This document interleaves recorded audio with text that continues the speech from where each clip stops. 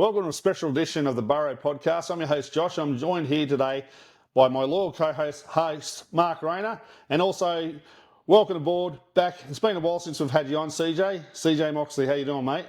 Yeah, good, mate. The off-season's here. It's good to be back on the podcast, of course. Well, we're here in pre-season now, so just ready to hopefully build up for another good season and another good year for the podcast. Mark, it's been a while since we've played. What have you been doing so far in the off-season? Just being my usual cranky self, mate, with no football, but at least my Packers are going pretty well, mate, and just working and training and just keeping myself occupied, buddy. Yeah, it seems like the injury bugs hit my 49ers like it has South Sydney. Every week there's a new injury. So, but how's your personal training videos and all that going? So I put it on the back burner a little bit, mate, because I've been very busy with just finishing off the qualifications and stuff, and work and everything else that goes on in life, mate. So I've put it on the back burner for now, mate. But once the qualifications are done in mid-December, I'm looking at possibly getting a part-time PT gig at the new gym at Housed in Penrith. So that's going to be really fun. So yeah, looking forward to that, mate, and just concentrating on what I've got to do. And once that's all done, mate, I'll get back into it again. We look forward to hearing more of your progress on that as we keep doing these podcasts. And CJ, you're doing a bit of work for Bunnies TV, I believe, coming up.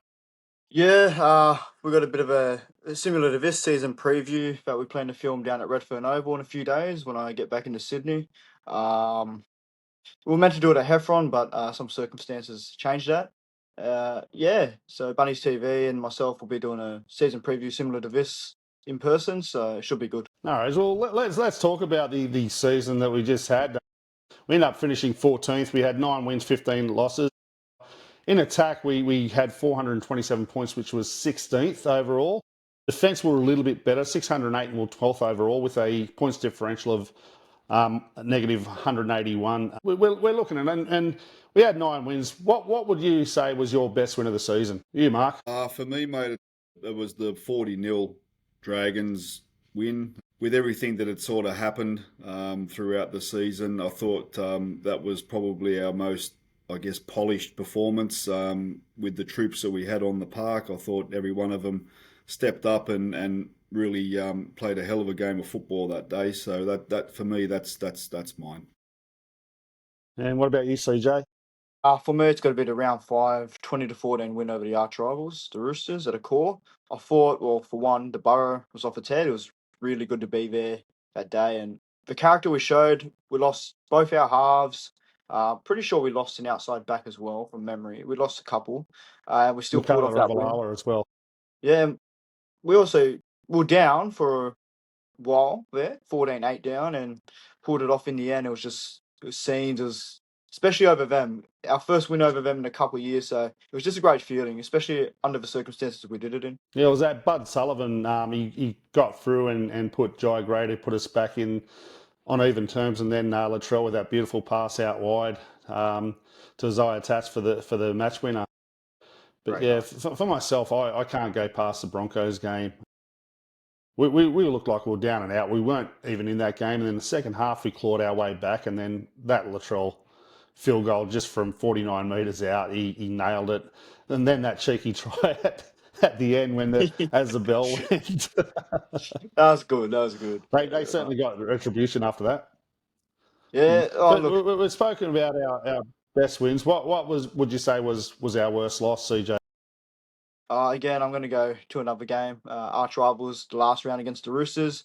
We had a chance to knock them off the 8, and especially at Allianz, it would have been a good thing to do. But unfortunately, injuries caught us in the end, and it wasn't the performance we wanted, and it did hurt losing to them, especially the way we did. But hopefully next season we can make up for it. And yourself, Mark?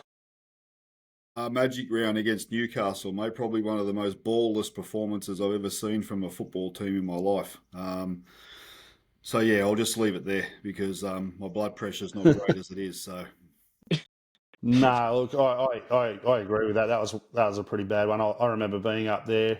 It was pissing down raining, and Newcastle weren't going good themselves, and they ended up getting the wooden spoon. But we didn't even show up that game. But I think for me, the one that I was most disappointed with was the game against the Dolphins. I expected so much more.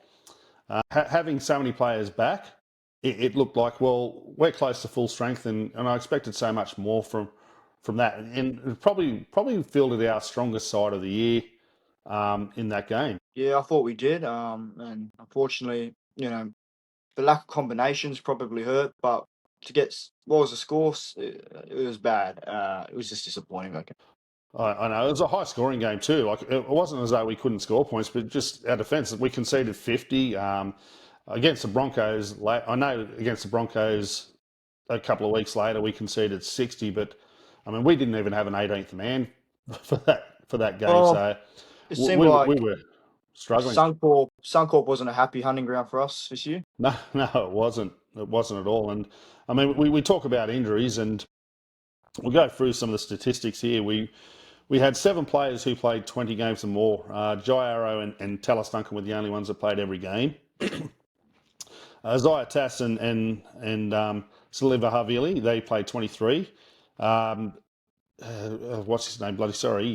Sean Kepi, he played 21. Keon and Lockie Hubner played 20. And that's the only guys that we had that played 20 or more. And you look through those names, probably 3 of those would be in our strongest 17. Yep, agree. Yeah, it kind of highlights that we called upon a lot of these guys, especially you look at guys like Lockie Hubner who weren't expected to play anywhere near that amount of games. He was there to be for depth. But then after the injury to Cam Murray, he really did step up, didn't he? He did. He really. I noted in preseason he was really fit. Like his work ethic and whatnot was.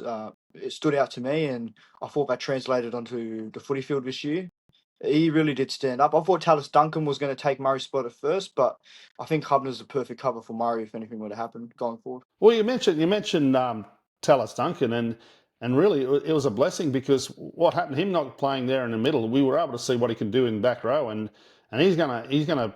I think more than likely he'll end up being on the right side next year, but it just showed that we got a guy there that's made that spot in the back row his own, didn't he?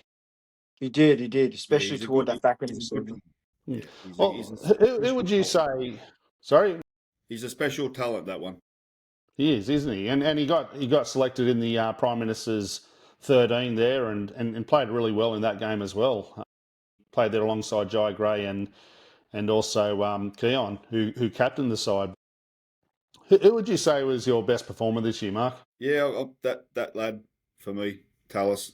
I think for being such a young man, and for the positions that he had to cover this year as well, and the work that he had to do.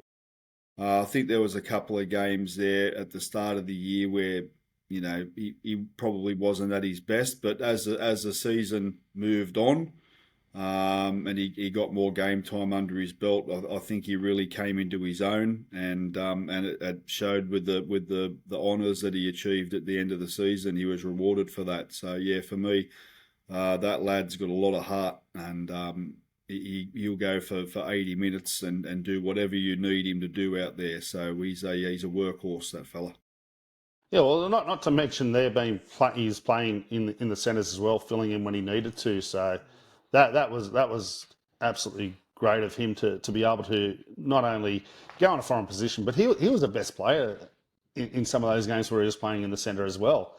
That game against Manly, he got a double against Manly. Like we had no attack whatsoever, and he was the only one that really did anything besides Brandon Smith in that game. And what about you, CJ? Who would you think was our standout player for the year? I'm going to go with Jair. Jair, I thought he really stood up as a leader this year, especially the passion he shows, 100%. He does all the little 1%ers, does all the hard yards. The emotion he shows on the field stands out to me. I really want players like that in the team. He played every game this year, and you did notice this year a lot that he did get hurt on the field a lot. It looked like he was about It looked like another injury, but he just kept getting up, kept playing, and that's hard. And that's what I want to see from our players is 100%. Even if you're a bit hurt, just keep going. Dry arrow for me, or heart. Well, I believe that he was injured. I believe he was injured after the first tackle of the game. I think he did his shoulder or something, but he kept playing on. And we've seen the previous year how he held off surgery as long as he could just to get by. And then once the guys returned from Origin, that's when he played his last game. But again, this year playing through adversity, they're both great selections as well. I mean, you've also got Keon Kaloamatangi there, who kind of cemented himself as a front rower this year, and he's up there. He's up there statistically. He's up there with the likes of Adam Fanua-Blake, Payne Haas, and all that. Terrell May, and constantly getting 200 plus run meters, making 30 to 40 tackles a game. Mostly playing 80 minutes in the middle. It's unbelievable what he does, but I can't go past Jai Gray. Little mighty mouse that we've got there. A couple of games he ran for well over 300 metres. One of it, I think it was a third or fourth all time. We see. I think was that against Parramatta. He did that. St George, I believe. I think so. He ran for. Yeah, and I mean, I've been critical of Jai in terms of not breaking the line, things like that. But his efforts, you can't fault his efforts. He won us that game against Parramatta with his defence. We've seen that, and that just typified his season. So we in a negative season, there were some positives for us to see. But we'll talk about the injuries a bit further. We went through about the guys that have played, but these are some of the guys that would be in our 17 each week. We had Murray. He played one game. He played 20 minutes in the final round.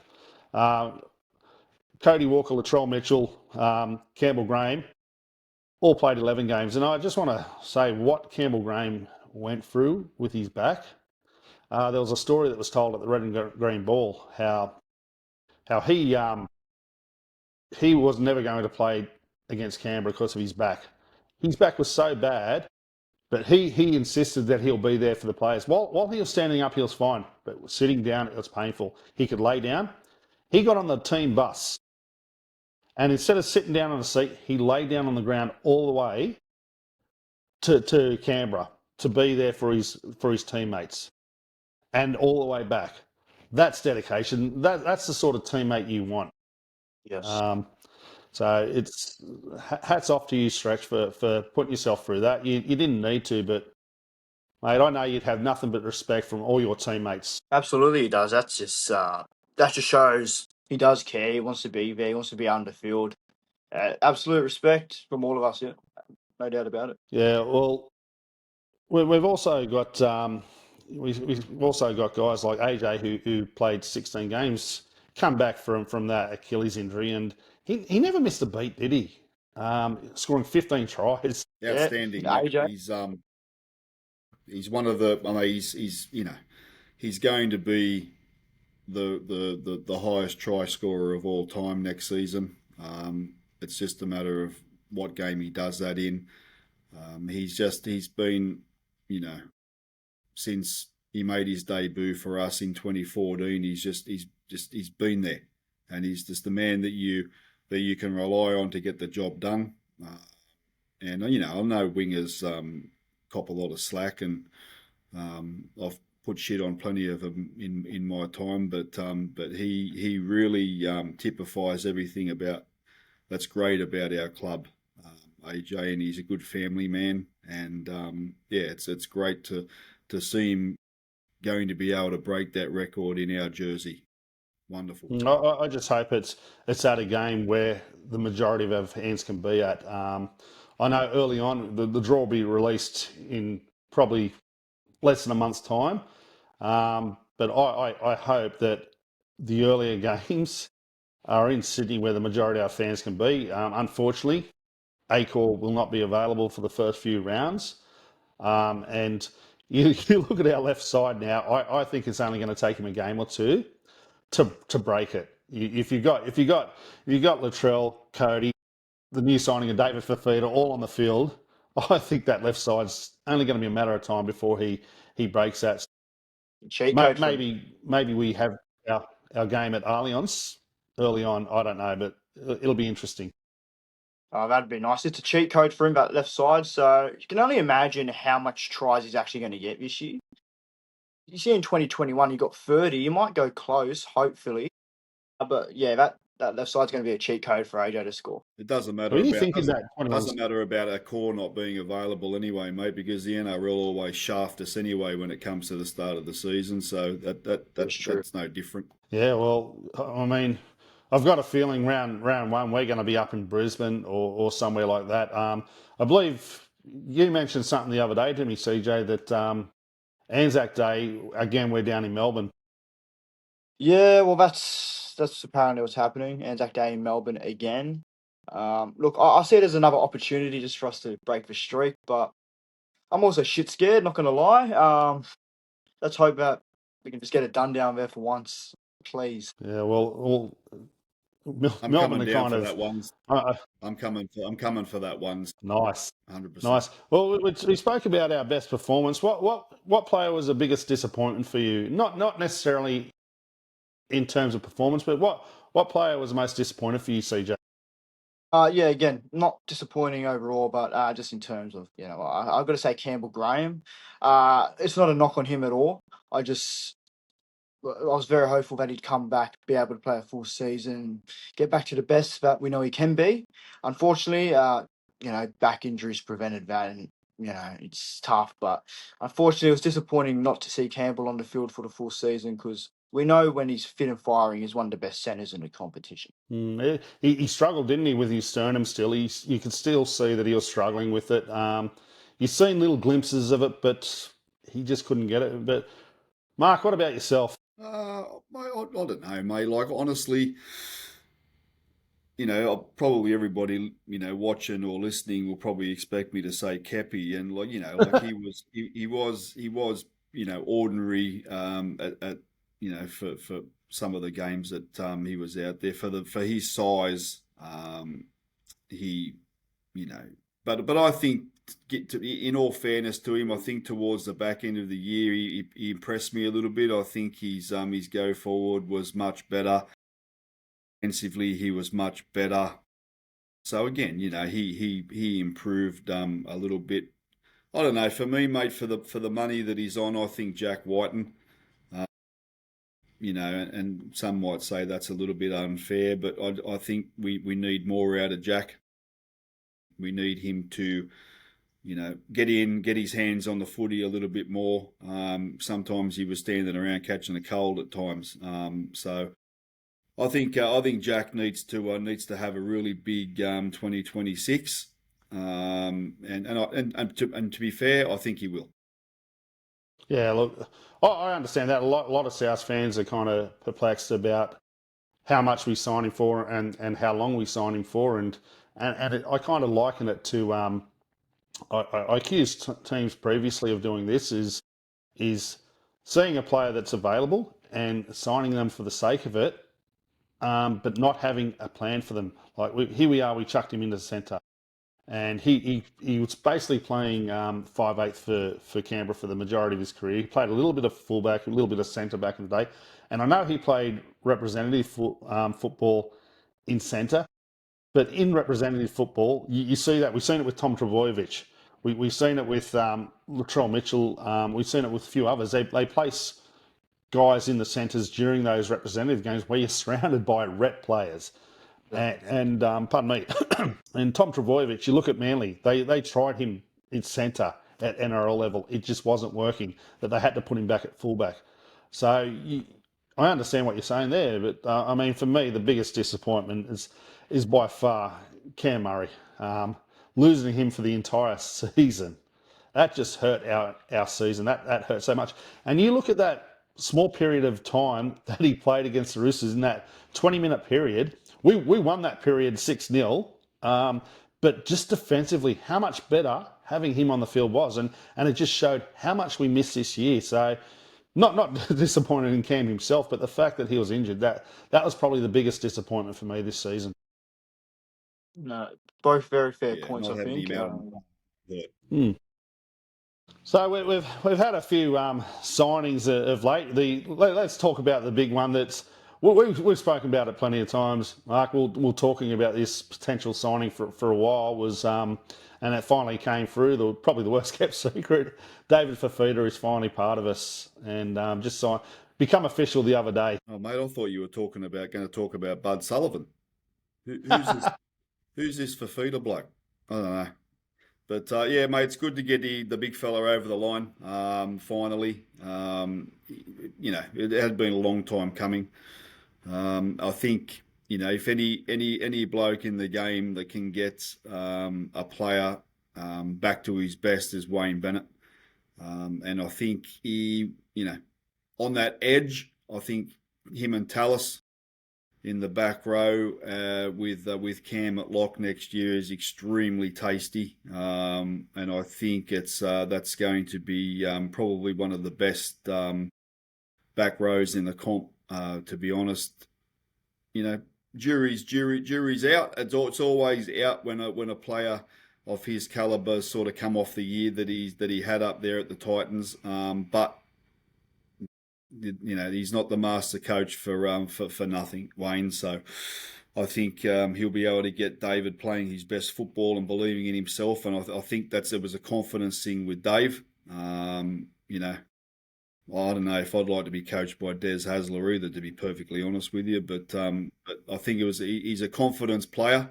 Dave Fifita, and when his confidence is high, that's when he's playing his best football and he's at his most damaging. And I think Wayne Bennett's the man to bring that confidence back to him. What about you, CJ? What are your thoughts on it? Me personally, I'm keen on the signing. In all due respect, whose career actually progresses when you sign to Titans? And when you do leave, you notice players, for example, Aaron Clark this year. I thought he had a terrific season when he left the Titans, and I think we're going to see Very good point. A replica with Dave Fifita. I'm not going to say he's going to be a top back rower in the game, but he's going to be much better. He has a better system around him, better quality players, a better coach. Look, Fifita's going to do fine. Whatever edge he plays on, he's going to be a threat. So I'm really keen on signing. Titans are paying the majority of 2 years, so look, I can only see if it's going well. So I'm going to back Fifita, and I think he's going to have a terrific season for us. I really do. Yeah, well, I think the injury cloud is one that's a bit of a worry. How he comes back from that injury. One thing we can't expect from him is to be a worker. He's not a worker. He's a game breaker, and that's something we've lacked in the forwards for a while. You look at Sam Burgess. You look at even Dave Taylor. Dave Taylor is probably the best person to compare him to because he has skill, he has footwork, but he's not going to go and do the hard stuff. He's not going to do the tough carries coming out of our own end, things like that, and we can't expect that. But when we're in the 20, we've got an attacking threat there. The people, when you look at it, you got Latrell out there, you got David Fifita out there. Who are they going to attack? So all of a sudden, Cody's eyes is just going to be like, I've got 2 game breakers here that I can use. And all I've got to do is just look where they're going to. So it could be a real blessing there, having him there when we're in the attacking zone. Because this year in the attacking zone, we had no threat whatsoever, like we do when Cody and Latrell were together. Yeah, you're right. It adds more to attack as well. Fifita is, especially on that left side, that left side's already dangerous enough. You add someone like Dave Fifita there, it's a cheat code, like I said earlier. Yeah, looking forward to it, mate. It's going to be massive. Yeah, you're right. The Wiz is going to, mate. He's going to be chomping at the bit out there, and yeah, it's going to be really fun, I think, to watch this South Sydney side this year, providing we can keep everybody on the goddamn park. A couple more re-signings. Signings we had was we've spoken before about Edward Cossey and Moala Taualfa Graham. We've spoken about them previously. We've spoken about Bronson Garlick. So we've spoken about them. So we won't go further into them. But we just announced Latrell Seagull, who it was talked about previously that he was coming, and I did see a little bit of him in the Kuri knockout. It wasn't the great performance that you'd see or whatever, but I see him more of a depth player and maybe come in, play 2 or 3 games during the season. That's what I see from him. And who was the other guy that we signed when you announced with him? John Riddell. CJ? John Riddell. Yeah, and so they're both on. I think they're both on a New South Wales Rugby League contract next year. Or no, sorry, Segwell's on a supplement contract next year, and then he'll go. Then he gets up, and I think the year after, Riddle will be on a supplement contract. But we also announced 6 youngsters. Do you want to go through those youngsters? I'll help you with the names of them and all that, but you know a bit about them, CJ. But you want to give us a bit of a chat about them, of the guys. Firstly, we know about Ashton Ward. Him, Tim Johansson and Bailey Bentley Harpe are all on New South Wales Rugby League contracts next year. Interesting that Ashton Ward's only on a New South Wales Rugby League contract considering how he finished this year, but it shows that he wants to stay. Well, I have a theory to that. I really do think that he's going to get a new contract at the end of the season, regardless, to be the successor to Cody Walker. That's just a theory of mine. He's going to develop in Cup this year, and then assume he'd probably take the reins from 27 onwards. I think he does have the capability to do that. But that's just a theory of mine, but that's what I hope happens. Yeah, and you obviously know a bit about Ashton Ward, and you've seen him this year, Mark, and he's a player that you really enjoyed watching, wasn't it? The heart of the kid, and you likened him to Luke Keary. Yeah, mate, definitely. He's very Keary-esque in the way that he conducts himself, and I think that that's probably like CJ alluded to. I think that's probably the best path for Ashton this year is to get a little bit more game time back in the slower New South Wales Cup and put a little bit more size on his frame. In obviously pre-season and throughout next year, and to be the successor to Cody Walker in 27. Interestingly as well, I think on top of that just to throw something else in here as well, that Jaden Campbell's certainly not out of the realms of possibility.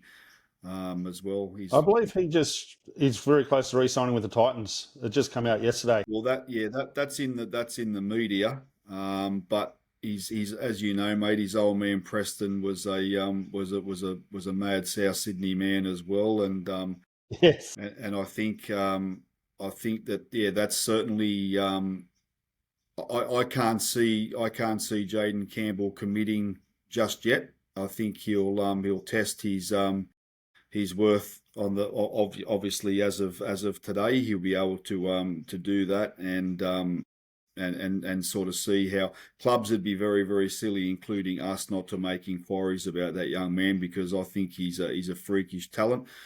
But again, we do have there's a few young lads floating around in the halves that we've got as well at club already, so they might be happy with them. But I think he'd be worth a look. That's for damn sure. CJ, you want to talk about some of those young halves that we've got coming through? I mean, I know you've been watching a fair bit of the lower grades and that. You want to talk us through a few of them? Yeah, well, obviously we just talked about Ashton Ward, a couple of young halves, Jaden Sullivan's one, if you want to count him in. But if we're going to talk about cup halves, I don't think on top of my head. I haven't watched in a few months. Humphreys? Yeah, Matthew Humphreys. first of all. Matt Humphreys. He's going to be special, I'm telling you. He's going to be a real good talent. I remember going down to Redfern Oval earlier this year, round one of the young boys' season, and we were playing the Dragons, and he just put on a clinic in the first half. I think he got a double or a hat trick, 2 assists. It was just clinical, and you can see that there's an NRL player in there in the future, Matt Humphreys. So I hope he's one that we hang on to in the future. He has to stay. He's gonna be a long-term half for us. The other one I also want to talk about is now he is coming over from the Dragons, and that's Jonah Glover. I believe he actually has more assists than games played this year. He was terrific. He obviously won Dragons New South Wales Cup Player of the Year. He's been through a few systems, Tigers, Bulldogs, Dragons, but last year I thought that's where he really stood out and asserted himself, and that's where we picked him up. Look, Jonah Glover, I think he had 19 assists in 18 games or something like that. So I think he's going to be really handy. He will play NRL for us next year. I'm quite confident in saying that. Yeah, he seems more like a Cody Walker style player, a running half and off the cuff style. I've seen him in a couple of games, and he had a beautiful long cutout pass to put their wingers away against Manly. I was there because they played prior to us. Formed a really good combination with Lockie Ilias there. I see him more as a 5'8", but there's a possibility that come round one he could find himself starting in the halves because Jamie Humphries is out suspended for the first 2 rounds, but you've also got Bud Sullivan there. But what about another guy, Taj Alvarez? I'm pretty sure he comes from Terrigal Shark system, which we have a few of those Central Coast boys come through our system. Look, he's versatile. He can play a couple of positions, I believe. Taj Alvarez. He's signed for a few years. The club holds him in high regard, and so do I. He has his contract. I'm pretty sure he gets a top 30 in 2027 from memory. I could be wrong. But look, he's another one to look out for. He's going to come really good in the next few years, and obviously with the aging back line with AJ, Wyden, etc., he could find himself in that back line in the next few years. Yeah, well, just back to Matt Humphries, I believe what's going to happen is they're going to start him in Jersey Flegg to start the year and possibly play 6 to 8 games there, bring him up into New South Wales Cup and possibly play him for 1 or 2 games at the back end of the year in NRL just to give him that experience and come back. But I believe they see him. I know a few people at the club see him as our long-term halfback down the track, so they've certainly got their eye on him. There's another half that's, I think he played Harold Matts this year, Charlie Baitup. I know that Chaps from Rabbitohs Radio has high regard of him. He's been calling a few games. He's another one to look out for. But we do have quite a few coming through. But as we've seen with halves, it takes them a while to kind of get there in first grade. It takes them. You need at least 50 first grade games. We're seeing it with Katoa now from the Dolphins. He's just starting to hit his straps, and what he can be there, it's going to take a bit of time. So who knows? Like Jamie Humphries, I mean, at the start of the year, his combination with Cody was really good, and kind of when Cody was in and out, and he was out injured and came back, he wasn't the same player. But he could be better for the run last year and show some signs. But we've got a few options there coming through. Yeah, I still trust Jamie. I still want him as our 7. I actually had a chat with him at training, the captain John of the Roosters. Toward the back end, he had a really bad groin, or at the back end of the season. So hopefully, he gets that fixed and can get back to the play we've seen at the start of the season because it was really good, and I want him to be the long-term 7. I really do. He's a good looking bloke. He's a good looking bloke, Jamie. He was probably from too much shagging.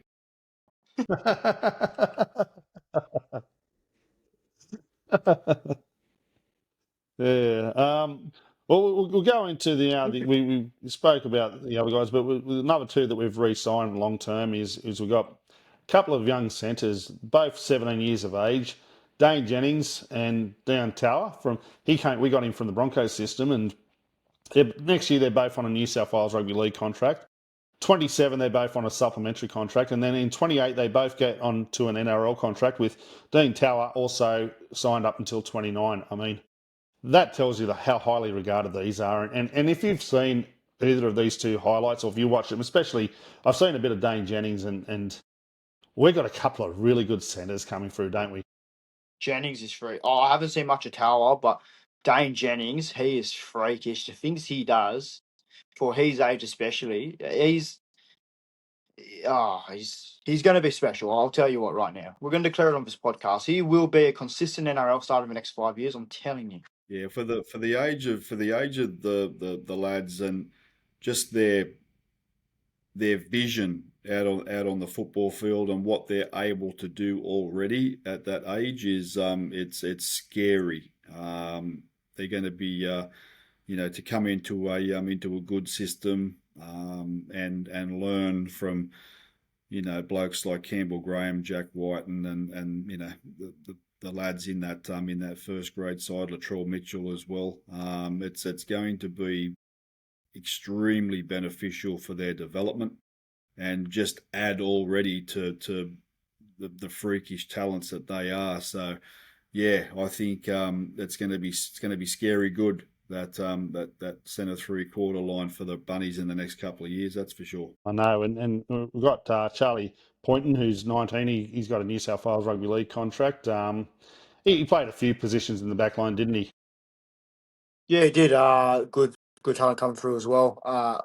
Similar to Jennings, I think if we can keep him long term, he'll be in the NRL backline real soon. But it just shows that we do have a good pathways, despite what results do show. But we do have good kids coming through, and we just named a few, and just keep watching them develop, and they're going to be a complete package soon. Yeah, well, the other one we signed from the Union over there in New Zealand was Samaki. He's the next 2 years on a New South Wales Rugby League contract. He really wants to test his worth. He's a back rower, I believe, and going to try his hand at rugby league to see how he goes. Did he play for the schoolboys for the Kiwis or something like that? For New Zealand, I'm pretty sure. And Josh, Mark, I genuinely believe he gives off Ben The All Teo Black, I vibes. should say. If you watch his highlights, he reminds me of Ben Teo, to be completely honest, if I can liken him to someone. Big fan of what I see. He starts preseason November 3rd. I'll go down and have a look. But yeah, he's a promising talent. I think he's someone to watch. Yeah, well, it just shows the hard work, isn't it, that Brent Hill's done, and we aren't seeing the benefits of it now. This is probably the lack of development in the pathways has hit us really hard. We've seen guys like that we had coming through. A lot of them we've got Terrell Kalo. He was expected to be doing something. We developed Joseph Suoli. He went to the Roosters. Hazen Mellors was one that was looking really good. So we're seeing it maybe with Jai Gray now, Liam LeBlanc, Tommy Fletcher, those sort of guys. We're seeing it with those guys. And of course, Tommy Fletcher just announced that he re-signed for a further 2 years. And shout out to you, Nick. I know you're a very happy man. I know you were talking me through the developments there a while ago, but they took their time in announcing it. But we know that you'd be a proud father right now to see your son develop further here in the red and green. I'm so happy. I'm so happy for that family. Magnificent. Young Fletch, he's a great player. And again, he's one of those lads where I base a hell of a lot of my opinions on heart and determination, and they might not necessarily be the most skillful blokes out there. They might not get all the accolades or anything like that, but that young fella just, mate, in the limited time that I got to see him, couldn't fault his efforts one iota. He and again typifies everything that this club stands for, and for the family to be passionate Rabbitohs as well. Magnificent. So yeah, congratulations to all of them. Wonderful people. Absolutely. Yeah, well, he was. South didn't start talking to him until I think it was the week of the Dragons game. It was the first time Wayne called him in his office. So he was off contract. It was looking like it wasn't going to happen. Then he got an opportunity against the Broncos, and that was a big loss and very hard to take because we were rattled then. But then the next week he played again he played in those 3 wins that we had, and we started talking to him, and then he had that game against the Dragons, a real standout game against the Dragons. So, but he was being spoken to before that, but it looked like he was out the door. And it's funny how all of a sudden that little call up for him just totally turned things around for him, where he was able to get a contract now, not just for 1 year, but for 2 years. And it just shows what you can do. And I hope a lot of aspiring players see that when given the opportunity, take it with both hands. You don't get many opportunities, and when you do, you take it with both hands, and that's what he did. He did, and he could have easily given up after all those injuries he had. So it's good to see the club show faith in him. Look, I can confirm that the Roosters and the Titans were going pretty hard for him. That's 100%. That's a fact, yeah. So I'm really glad Tommy's decided to stay. he grew up a supporter of the club, so we just know that he's going to give 100% every time he's on the field. So, well deserved. I'm really happy we kept Tommy. Really happy. He's going to be a freak. I'm pleased. He was in the Roosters system when he was younger as well, so I do know that because Nick's told me a few stories when he had car troubles there at training one day, and a couple of the older Roosters boys went to help him and see his South Sydney number plate. So that was a bit awkward, but no, I'm really happy for the like you guys. I'm really happy for the family there and to see him get that. And I know that he was playing. I think he had a fracture in the foot or something like that. That's why he wasn't named in the final game against the Roosters.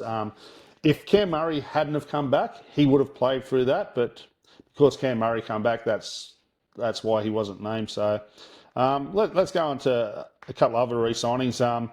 Your favourite, Bud Sullivan, further 2 years. I believe it's close, if not minimum, it's close to minimum that we're paying him. So, but I'm a bit perplexed by this re-signing. I think it's Bud's just one of those blokes that I think he's fun to have around the club, and I think he's a good good depth player.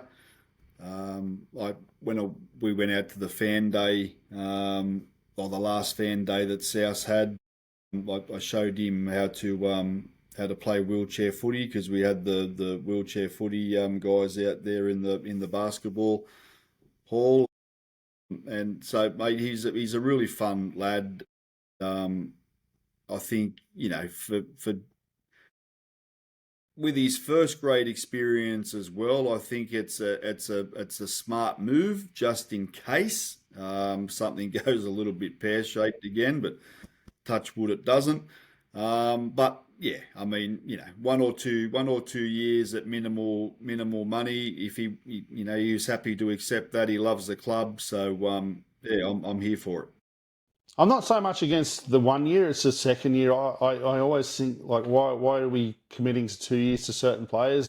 But look, he may come out and absolutely kill it. But I know there's a stat as a starting halfback, he's yet to win a game. I think it's either 13 or 14 starts as a halfback. He's yet to win a game. Hopefully, he could be possibly our halfback for round one, so hopefully he can break it. But yeah, that's enough about the re-signings and that. But we've had a few changes in the staff, very minimal changes, but I'm just going to go through a couple of the notable ones. Trent Elkin's no longer with us, and Jack Milligan's been promoted. He's been with the club for 6 years, so he's seen a lot, but he's head of performance manager. And then the other noticeable ones are Corey Bocking. He's head of strength and conditioning and sports science. And he takes over the role that Jack Milligan was in. And we got him from the Penrith Panthers. That's good. Jaden Campbell knows all about him, doesn't he? Is that the... That's right. That's right. The famous walking in front of the goal kicker there. That was Corey. He's been in a bit of controversy, but he does come from a top system, so you see how fit the Panthers are. I think it will benefit us. Yeah, there's I know there's a few more changes or whatever, but the coaching staff that seems to be pretty much the same. The reserve grade and all that. We got, obviously, Wayne's the head coach there, and you've still got Ben Hornby there. So there hasn't been very much changes there. Jason Clark's still player manager. He's still around. I love having Jason Clark around. Such a great bloke. You've got Brent Hill. He's head of recruitment. Head of pathways, David Fifita, who's also doing a great job. Really happy what these two guys are doing. So it's going to be interesting to see what these changes do with the injuries that we do have. So yeah, but we'll go into a couple of rumours that we've got. The first one is a strong one that I'm hearing is, and we've seen it just come out recently that he is going to stay, but Jai Gray for a further 3 years. The club's done well to keep him. Obviously, the threat of Rugby 360, and he's turned around and said no to that. Ryan Pappenhausen looks like he's going there, having a gap year, so to speak, but he looks like he's going there. I think Zach Lomax is another one that'll go there. So there's going to be a few players to go, but I'm glad that he's staying. 10-year ban too that the NRL will impose on any player that goes to the Rebel competition. Or was that negotiate with them either?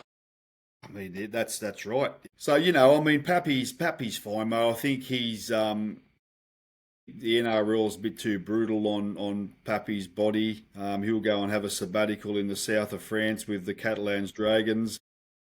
Get on the red wine and fatty liver foods, and he'll be a specimen come rugby 360 time, mate. And you can't when you're at the back end of your career like Pappy is kinda. You can't really pass up on that kind of money. I expect I'd be very, very surprised if Lomax does go, but I can pretty much almost guarantee that Tuivasa-Sheck will go and take that coin while he's sort of semi-mobile. There'll be a couple, mate, but I don't think anybody of real note will sort of take that just at the moment. If they're above 28, 29, you could probably see the lure of that. I'd probably do it myself, mate, if I was if I was back into your career, yeah. Go and stand out on the wing or something in rugby and just take the piss for 3 years and take the Saudis' money. Yeah, 100%. Oil money. Yeah, but little Jai, mate, standard on business, good man. And CJ, this threat of the 10-year ban, can you actually see them being able to enforce that? I mean, I don't think it's. Personally, I can understand why, but I don't think it's really makes any sense. I mean, at the end of the day, these players are just looking out for their future. It's technically a breach of the Trade Practices Act anyway, but you take your career into your own hands if you want to try and test them out. You know what I mean? So so anyway, put it like this: if that 10-year ban thing wasn't said, I think Jai probably would have went. To be completely honest, but that's could have. I'm just glad that he's staying. I think he would have will at least entertained the idea. Yeah, he would have entertained it, but I think Wayne. You probably persuade him, you'll be the fullback going forward, probably something like that. But look, I'm just glad he's staying at the end of the day. Wherever he is on the field, he does a great job. He's all heart, so I'm just happy that he's staying anyway. Well, the other one, we are talking to Tua Kamika from the Storm. Whether we get him or not, I don't think we're far off it from making a decision there or him making a decision there, but we definitely are interested there. And the other interesting one was overnight. Tavita Pengai Jr., who was meant to go to Warrington, has told him that he's not going there now. So he's now available. And there's nothing that I've heard in terms of Souths, but I know he has stated before that he'd love to come and play for Wayne again. And Wayne did get him up to the Dolphins, and we are lacking forwards. So maybe Wayne gets him for a year at Souths. What do you guys think about those two? He'd be cheap as well.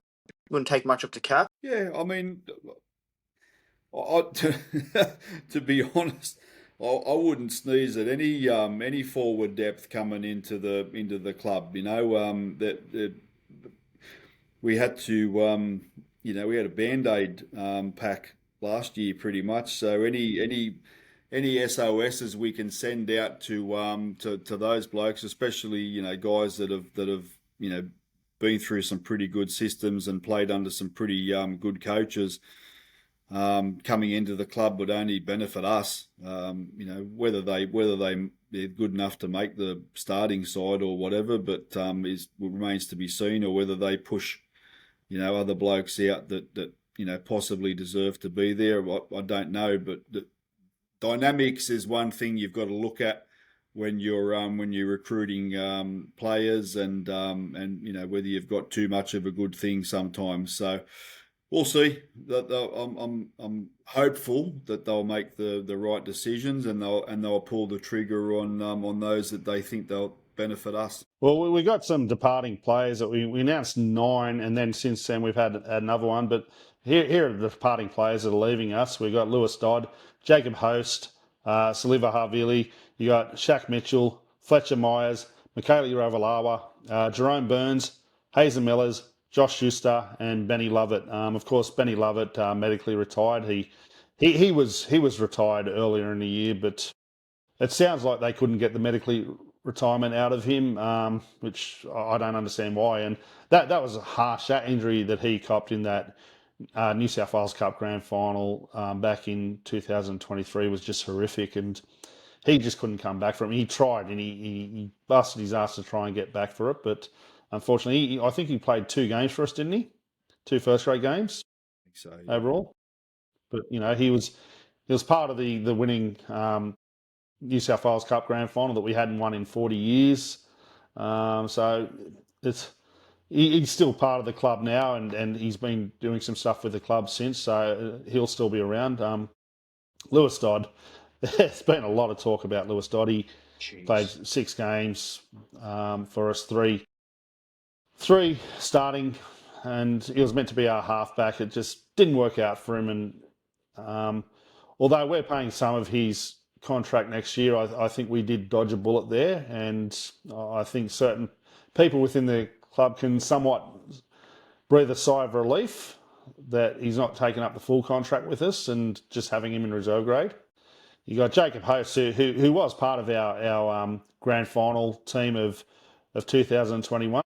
Once he got injured, he just was never the same player, was he? He had a really good season in 21, and he looked like he was going to be a really good player for us. And then he got injured in 22. He came back, I think, did he break his jaw or something? He came back like 2 weeks later, and then did it again, or did his shoulder or something like that, and he struggled. You got Saliva Havili. He was a mainstay of our bench for a while there, and filled in a bit of hooker and that. And again, another one in 22. I thought he had a really good season, and then just struggled after that. Jack Mitchell, he spent more time in New South Wales Cup. Another one, he was part of our 23 New South Wales Cup grand final winning side.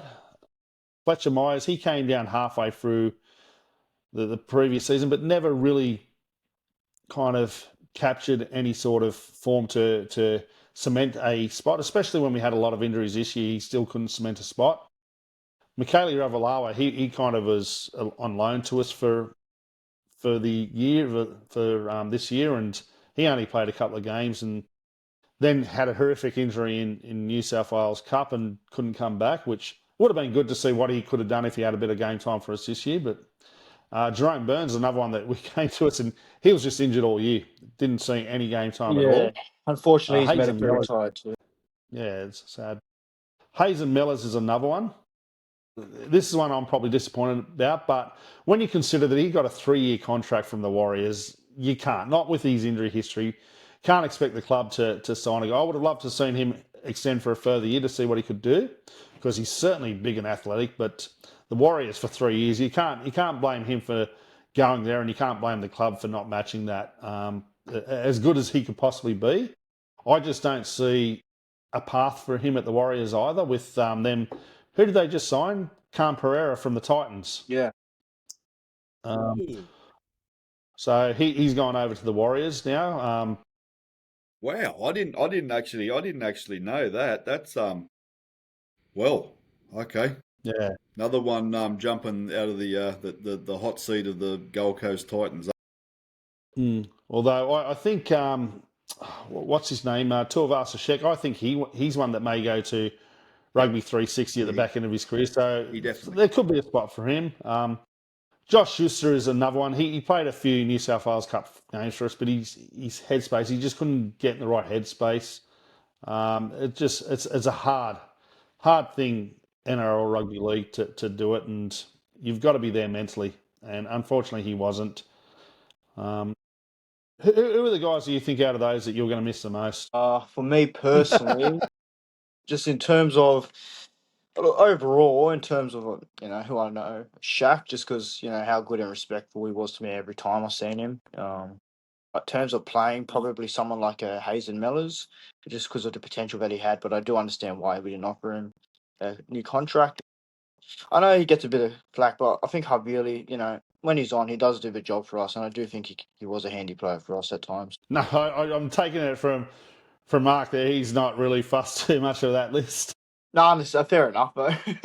But look, I do want to thank all the players for their efforts and that, and you know what, you're doing something that we all wish we could do, and that's play NRL or even New South Wales Cup. We were never good enough to do it ourselves, but hats off to all of you guys, and good luck with all your future there. What you guys do, whether it's retirement, whether it's overseas, or whether it's for another NRL club, we do wish you guys all the best. Yeah, I will say quickly, Shaq, wonderful bloke, was really wonderful to my girls as well on the fan days and stuff, and same with Hosty as well. All of those men that are leaving are wonderful men, and represented our club really well and with distinction. I wish every single one of them all the best and on their future endeavours. Well said, very well said. The Red and Green Ball it was basically a Jai-a-thon. The big awards are either Jai Gray or Jai Arrow, and of course Jai Gray won the Burrow Appreciation Award. Jai Arrow won in the previous year as well, but it was close between a few of them. But when we put the votes, it was a landslide for Jai Gray there. So well done to Jai Gray in getting that award, and Jai Arrow, the George Piggins Medal winner, and another one that's well deserved. But I want to give a shout out to Grant Chappell, Chaps there from Rabbitohs Radio, who presented the award for us. He did a really great speech. He did read the speech out to me couple of days beforehand, and it was quite a good speech, but he left a certain part out that he didn't want to tell me, but I'm a bit humbled by what he said about me in the speech, but he didn't really need to. There's a lot of people here in the borough that do plenty of work behind the scenes, and everyone out there, you guys all do your part, whether it's turn up to games, this and that. And CJ, this year you got to see a bit behind the scenes of what happens and the hard work that goes into it and whatnot. Mark, you've been there previously. You've seen it yourself and been there when the borough's been at its best. Grand final day 2014, a day we'll never forget. Even the prelim against the Roosters. Yeah, one day that was. But one day soon, hopefully, get to experience the Borough in the grand final. I just think it'd be one of the greatest atmospheres ever, honestly. 100%. We will, young man. We will. Just be patient. Another year, maybe even next year, mate. So we'll see. So. Have you guys been watching the internationals, the Kangaroos, the Yes. Pacific Island? How good was the New Zealand Samoa game? How good of a game was that? Outstanding. Oh, New Zealand Samoa. And Dean Mariner, Dean Mariner just dropped the ball. Oh man! I got to say, I got home to watch the Australian-England game last week. I had to turn off at halftime because I was so bored. That referee just slowed the game that much. It just made it hard to watch. Shocking. Yeah. I was at Panthers. I was at Panthers that night, mate. So I was it was up there at Panthers, and I was actually going to start heading home, and then I walked past and the footy was on, so I ended up just staying and watching it. And there was quite a big contingent of Poms up there watching it as well, which I thought was magnificent. It was unreal, the atmosphere that they create, the singing and all that sort of stuff. But we managed to shut them the F up after about 25 minutes, so he didn't really hear peep out of the Poms after that. But all good banter, all good banter. We were throwing shade at each other all night. It was just a great atmosphere. So yeah. But it was a boring ass game of football. Yeah, but I've got to say, Keon, he did extremely well when he came on, and he's again on the bench. Is it tonight that it's been played, or early tomorrow morning? 1:30 a.m. Yeah. God, I've got to stay up even later. So I may just wait until I wake up at 6:30 in the morning and watch the replay. It seems like the right thing. Just avoid. I won't look at my phone at all. But no, Keon, and we see Keon's going to that. Well, there's talk about him going to market, and I've been getting a few text messages from a few people, especially Chris Cook out there. Shout out to you, Chris. I know you'll be watching, but he's been stressing. He's been stressing about this, but this is all part of. He won't be going anywhere. Don't worry about it. He won't be going anywhere. No, look. With Perth in, I mean, I can see his side possibly offering him 1.2 million. I mean, I'd look at us maybe offering him 900,000 or whatever, but there's got to be a stage where we turn around and say, well, no, mate, this is what we're offering you. Take it or leave it. This is what you're worth to us under the salary cap. 100%. If you want, this is what we need. But if we start trying to match, all of a sudden, we're going to lose another player because of it. No, so there comes a time when you got to weigh up, mate. You got to weigh up. Perth. I don't care about Perth. Perth can come into the comp and they can throw all the money around that they like. They're not going to be premiership ready for a decade. We're getting close to being premiership ready now. And if you want to, throw that away for an extra $300,000, or do you want to stick around and be part of what could be potentially something very, very special, then I'm sticking around, mate. It's he can make that money up towards the back end of his career, and when he goes and finishes up overseas or whatever, or he can jump into that rugby 360 if it's still going, if it's still alive by then. So I don't think a quick gratification now in terms of financially. Nah, I'll be staying exactly where I am. And playing under the coach that I'm playing under, with the squad that we've got, because there's a premiership around the corner for us. Yeah. No, you're right there. So, yeah, we'll go. Yesterday there was a bit of a get-together down at Heffron.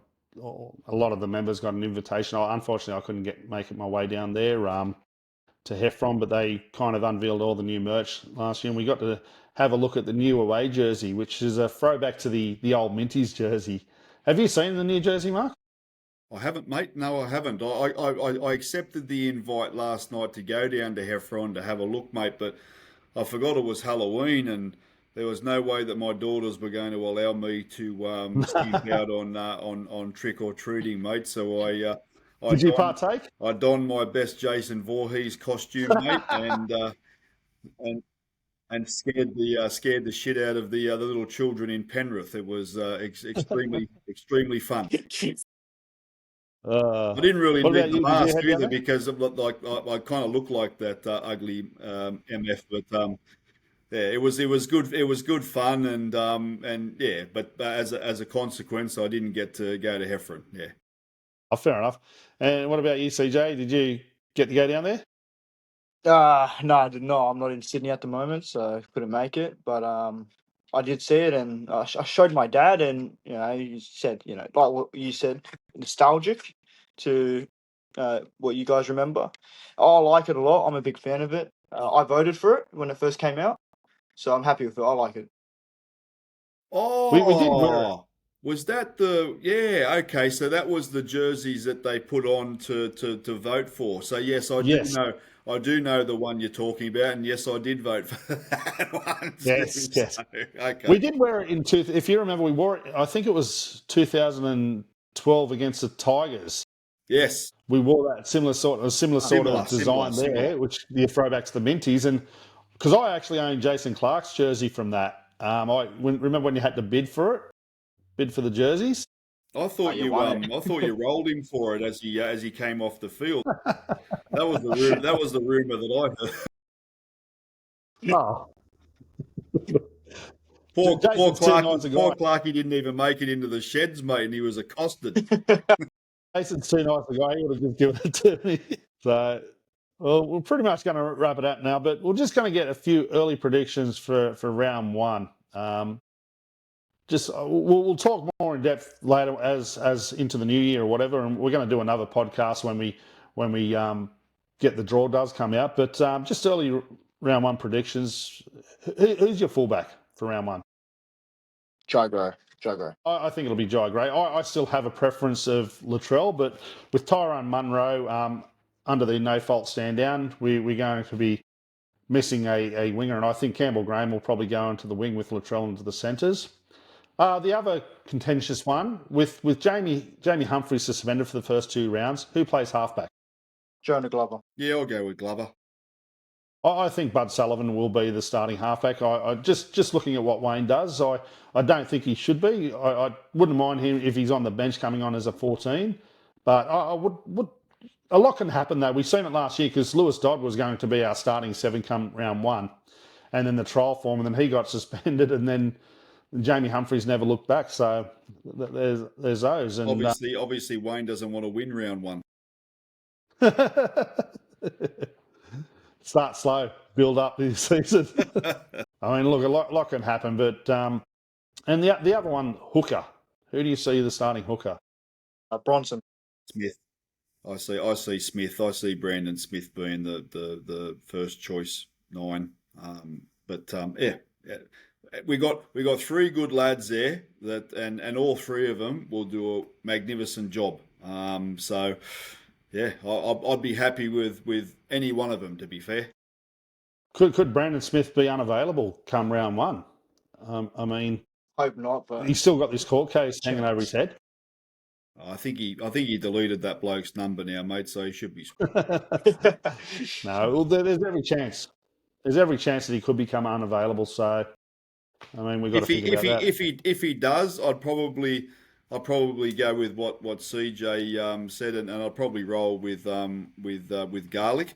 But I mean, that's no slide on Mamazelis, but I just think that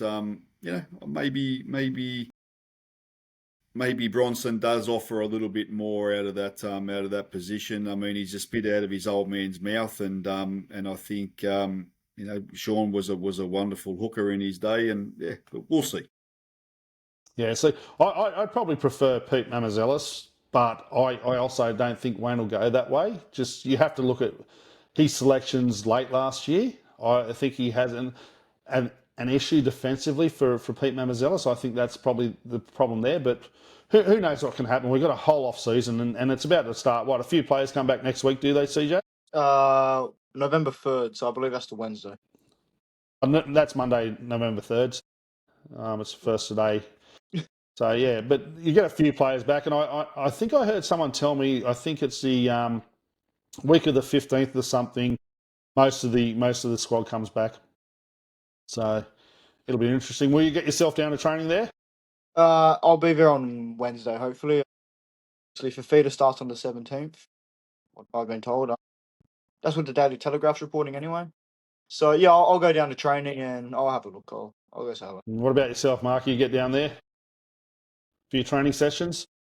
Mate, if I win $20 million tonight in the lotto, mate, then I'll be there every friggin' day. But until such times, mate, I'll be slaving my ass away at Dulwinia Correctional Centre.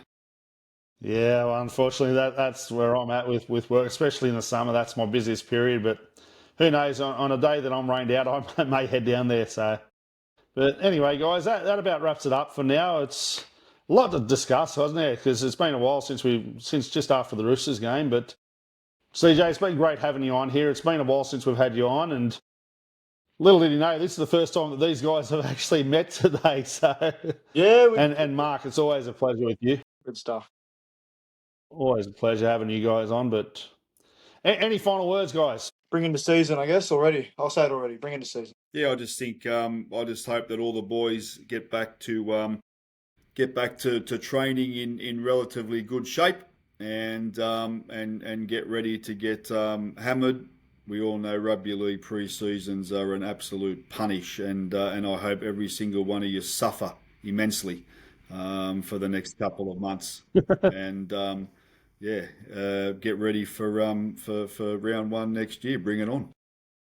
We'll look forward to it. Again, the start of the season when we all build ourselves up thinking this is going to be great, and then and all of a sudden, the roller coaster ride of a season, we get the highs, we get the lows, and get the anticipation of thinking, oh, can we do it or not? But there's a lot to happen, though. But I'm just going to enjoy the off season. Yeah. I'm going to somewhat enjoy the NFL, but each time I start getting excited about my team, another injury happens. So we get up early tomorrow and watch the Niners play the Giants, and no doubt you're really happy there with your Packers, as you said earlier, and Micah Parsons there doing a great job. So the big and of course he's had one up over Aaron Rodgers last week as well.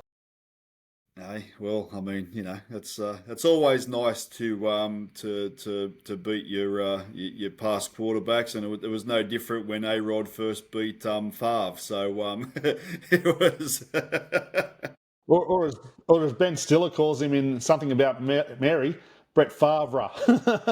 Yeah, it's good to have a summer and a winter sport, mate. I like it. It's and both being different codes of football. It's magnificent. So win-win for me. Yes, it is. Anyway, guys, that about wraps it up for today. We've had a pleasure having you guys join us today. Make sure you do like and subscribe. I'm your host, Josh. I'm joined by Mark Rayner and CJ Moxley. Go the Rabbitohs.